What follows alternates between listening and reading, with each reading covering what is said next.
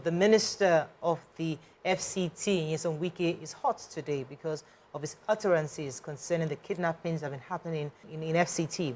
Many Nigerians have come for him for what he said, saying that he's been insensitive and he has totally lost touch with what's actually going on. If you recall, he specifically said that kidnappings and crimes happen across the world, that there's nowhere in the world that crime doesn't happen, and that he believes that this is some kind of a propaganda by those who are the politicians, who are his detractors, trying to deviate attention from what he's doing in the FCT. He hasn't said anything that is not true. However, it's not the complete truth. If you look at what has been happening in terms of insecurity holistically, there are different sides to it. Yeah. There are different angles, there are different factions. People have their different agendas. So on some side, we know that there's propaganda. On other sides, we know that politicians like to use the young people to commit whatever just to, give them a form of power. There's usually a power tussle. On another side, we know that there are people who have started using this kidnapping and insecurity as a business. On one other side, it's a part of terrorism. So I would expect that, like you said, he comes out with the data if he has to stand on it.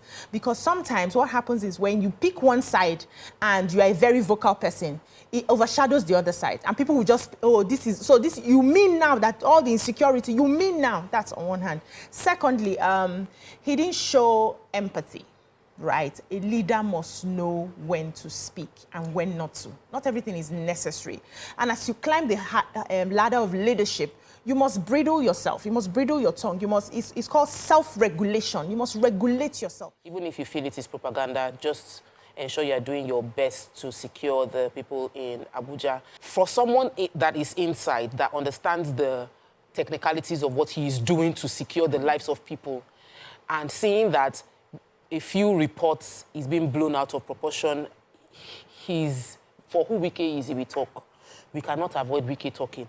If you don't want Wike to talk, you will not put him in political position, you will not give him any appointment, because by his person, he's not someone that will take it lying down or sitting down. He's been a very vocal minister of... it's like we did have minister in Abuja before him, because he was very vocal. Yes, and so they might not like how vocal he is.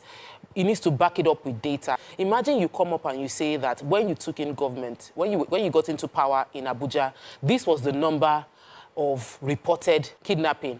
And as of today, this is the number of reported kidnapping. That is giving me data to say what you are seeing is propaganda. So Wike might be doing some things. In fact, immediately the Kadria girls kidnapping, he was silent for a few days. Immediately he was called out. We started seeing police combing every corners, and bringing out people, some people denying. In Abuja, they found someone who even staged his own kidnap and all of that. They started to work. So we saw that he had a meeting with security agencies. But there are certain times when your silence is better, is golden. True. At this time, this politics of response, that is the usual thing happening in Rivers State, where governor will talk back at Amechi will talk, governor will talk at PDP. That is not the style of now. And he must come in tune with the present office that is occupying. He should not be at this time when people are saying they've kidnapped our relatives. They are even killing. They've killed 2 young girls. That you want to now debate the matter of whether you're working or not working.